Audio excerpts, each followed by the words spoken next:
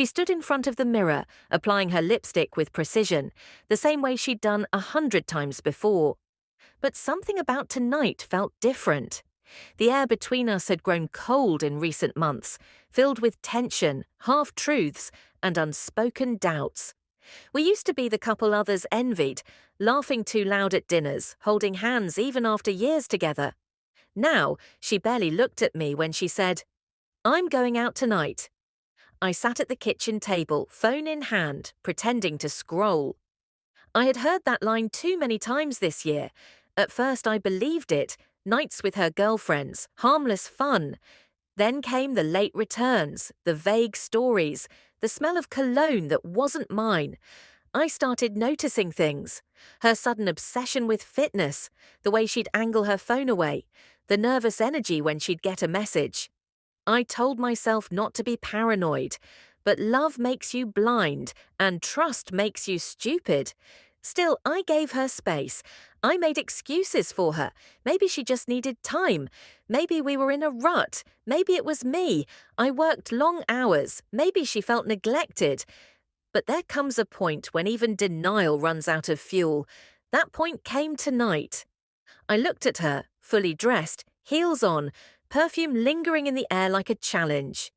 "If you go," I said quietly, "don't come back." I didn't yell, I didn't beg, I just said it, calmly, like a man tired of being lied to. She paused. Not a word, just a glance, not shock, not guilt, just blank detachment. That was the moment I knew. She had already left me long before she ever stepped out that door. I watched her pick up her purse. No argument, no explanation. She walked out without hesitation, leaving the door open longer than she needed to, as if daring me to stop her. I didn't. The silence that followed was heavier than her absence. I just sat there, the house colder now, emptier, even though it looked exactly the same. My phone was still in my hand, but I couldn't bring myself to look at it. I kept hearing my own words echoing back. "If you go, don't come back." A line I never thought I'd say, a line I wish I didn't have to. My chest felt tight, not from anger but from confirmation, the kind of pain that doesn't explode but lingers like slow poison. There was no more guessing, no more hoping. She had made her choice, and in doing so, she freed me from mine. All that was left now was the truth, and I knew it was going to hurt before it healed. She didn't come back that night. No messages, no calls, nothing. I stayed awake, staring at the front door like it might open out of guilt. It never did. I checked her location like I always used to when worry outweighed pride. It was off. She'd disabled sharing. I started remembering every excuse she'd given over the past few months. The late meetings, the drinks with co-workers, the girls' spa weekends that never had pictures. I had doubted myself so often that it became routine, but now the pattern was undeniable. This wasn't one bad decision.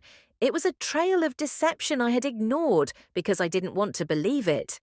The next morning, her side of the bed was still untouched. I walked past her vanity. A receipt sat on the counter, 2 glasses of wine, one entree labelled shared. The place wasn't somewhere she'd go with a friend. It was upscale, romantic. It was a date spot. I opened her drawer to grab the receipt and noticed something else. Another one, buried deeper. Same restaurant, a week earlier, different total. I felt the sharp ache in my chest again. It wasn't just last night. She'd been seeing someone for a while. My hands shook as I picked up her phone charger still plugged in beside our bed. Useless now. I sat down and opened my laptop. Her social media looked normal, filtered smiles, neutral captions. But people tag without thinking. That's where I found it. A story, a rooftop bar, a man beside her. His hand was on the back of her chair. The way she leaned toward him wasn't casual, it was comfortable. I didn't recognize him. But the way she looked at him made it clear. She wasn't lost or confused. She had chosen this. The photo wasn't meant for me to see, but there it was. Solid proof. And strangely, I didn't cry. I just sat there, numb. This wasn't suspicion anymore. This was truth. Truth in high resolution. It was worse than I imagined, not because she cheated, but because she didn't even try to hide it anymore. That level of confidence only comes when someone has mentally exited the relationship long before the physical betrayal begins. My phone buzzed in the middle of my thoughts, her name on the screen. The message read, "I'll come by tomorrow to get some of my things, just for a bit." No apology, no explanation, not even a question if I was okay. That told me everything I needed to know about where I stood in her world. I didn't reply. What was there to say? Her silence last night said more than words ever could, and my silence now was the beginning of her absence becoming permanent. I looked at the clock, less than 12 hours since she walked out. But in those hours, the version of us that once existed died completely. And I didn't even get a goodbye. She arrived just after noon, wearing sunglasses, though it wasn't sunny. Her expression was unreadable, like someone showing up to a job they'd already mentally quit. I opened the door without a word and stepped aside. She walked in like a stranger, cautious and quick, avoiding eye contact. Her keys were still on the hook. Her coffee mug sat untouched. None of it seemed to matter to her anymore. She started gathering her things without asking. A few clothes, some skincare bottles, chargers. She didn't look at me, but I watched her closely. I needed to see if there was any regret, anything real left. There wasn't. I asked her where she went that night. She paused, pretending not to hear. I repeated the question, slow and steady. "Where did you go?" She sighed and said it wasn't important, that she didn't want to fight. But I wasn't fighting. I was done fighting. I just wanted truth, or at least whatever version of it she was willing to admit. I laid out everything, the receipts, the tags, the rooftop photo, her silence when she left, the messages she'd ignored. I didn't raise my voice. I didn't need to. The facts did all the shouting. Her face crumbled for a second, then steadied.